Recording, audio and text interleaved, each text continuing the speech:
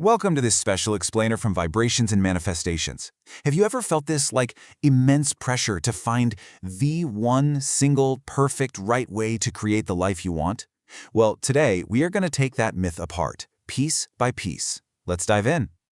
I want to start with this quote because it just gets right to the very heart of everything we're talking about. See, creating your life, it isn't about finding some permanent, locked-in answer. It's about constantly, in every moment, choosing what feels in alignment with who you are right now. Okay, let's be real. Have you ever felt totally overwhelmed by all the options out there? I mean, you've got TikTok trends, ancient philosophies, dozens of teachers, and you start to worry, am I doing it wrong if I don't just pick one and stick to it? If that sounds familiar, this is absolutely for you. So, first things first, we're going to jump in and bust the 5 biggest myths that keep us trapped, thinking there's only one right way. Because letting go of these is your first real step toward building a practice that is authentically 100% yours. Oh man, this one hits home for me. I will never forget the first time I heard the teachings of Abraham Hicks. I was literally sitting in my car in a Trader Joe's parking lot, and the message that you can't get it wrong felt like this huge wave of relief.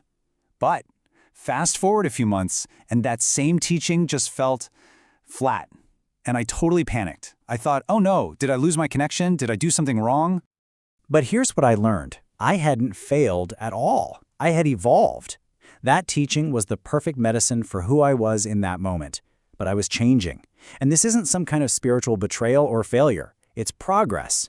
Your alignment is meant to be dynamic. It's supposed to change as you do. Okay, this next myth sent me into a total tailspin. You've got Dr. Joe Dispenza over here with his incredible science-backed approach, talking about brainwaves and heart coherence. And then you have Neville Goddard over here, who's this beautiful mystic, simply saying, assume the feeling of the wish fulfilled. I was just stuck. How could both be right? My brain was just short-circuiting. I mean, do I need a spreadsheet and a heart rate monitor to manifest, or do I just need to daydream really, really well? And then I realized they weren't contradicting each other at all. They were just speaking different dialects of the exact same universal language. One is the poetry, and the other is the math. So here's the reframe, and it is so liberating. You can take the fruit and leave the rind. You get to listen to any teaching and just take the juicy bits that nourish you without having to swallow the whole thing. You're in charge of your own spiritual buffet. So, I went through this phase I call my spiritual cocktail phase. I was doing a little bit of EFT capping, some theta visualization, maybe some TikTok moon water, the whole shebang. And instead of feeling powerful, honestly, I just felt chaotic. So then I tried to course correct by being super rigid with one method, and you know what? All the joy just vanished.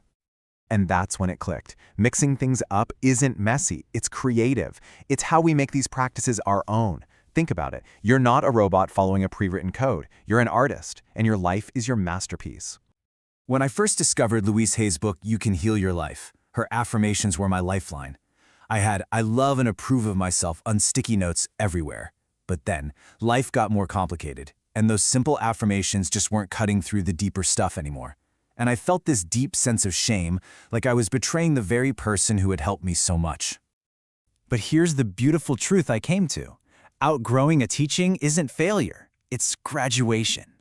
You can look back at that stepping stone with so much love and gratitude for getting you across the river, and then you can keep on walking to your next destination. Oh boy, this is a big one in our social media world. I once bought this super slick, cinematic course from a guru who looked so serene in all-white everything, surrounded by salt lamps. The production was amazing, but the actual practices, they did absolutely nothing for me. And then my biggest breakthrough came from a blurry, grainy YouTube video with like 27 views, from a woman in her bathrobe talking about self-trust. It hit me like a bolt of lightning. And that brings us to this powerful reframe. Truth whispers, flash sells. Real resonance has nothing to do with a marketing budget or a follower count. It's that quiet, subtle little hum inside of you that just says, yes, this is for me right now. All right, so we've busted the myths. But now for what I think is the coolest part. Because this whole idea of following your feeling isn't just some woo-woo concept. It is literally wired into your biology. Your body is actually built for this. Okay, first up, neuroplasticity. This is such a game changer. It means that as you learn and grow, your brain is physically changing and rewiring itself. So that teaching that doesn't resonate anymore, it's not you. It's your brain, which has literally upgraded its software. You've got a new brain for a new you. And then there's this incredible concept, interoception. This is basically the science behind your gut feeling. You know that tightness in your chest, that flutter of excitement in your stomach? That's not random. That's your nervous system giving you real-time, accurate data about what's true for you, way before your logical mind can even catch up. I just love this. It captures the whole point perfectly, doesn't it? You're not failing when you change paths. You are literally transforming, right down to your neural pathways. It's this beautiful, natural process of becoming. So, we know our inner compass is real, but sometimes, let's be honest, the signal gets a little staticky.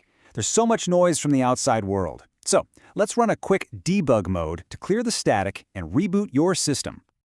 Just take a quiet moment with these. Who are you really measuring yourself against? Are you mistaking someone's curated highlight reel for their real, messy healing process? What if your journey feels slower because it's actually deeper? And what if your way is the absolute perfect way for your unique nervous system? Let these questions help you close all those mental comparison tabs. All right, we have covered so much ground. We've busted myths. We've geeked out on the science. So, after all of that, what's the one thing, the most important thing to take away from all this? This is it. This is the whole secret. The only right way is the way that feels aligned and true for you, right here, right now, today. You don't owe your loyalty to any teacher, any book, or any method. The only loyalty you owe is to your own inner being, to that quiet, wise voice inside. So, if this conversation sparks something in you and you're ready to go even deeper, we explore all of this in our full audio experience. We've got more stories plus a guided visualization for each myth to help you integrate these ideas. Just search for Vibrations and Manifestations wherever you get your podcasts and look for the episode titled, Is There Only One Way to Manifest Dreams? Thank you so much for joining me.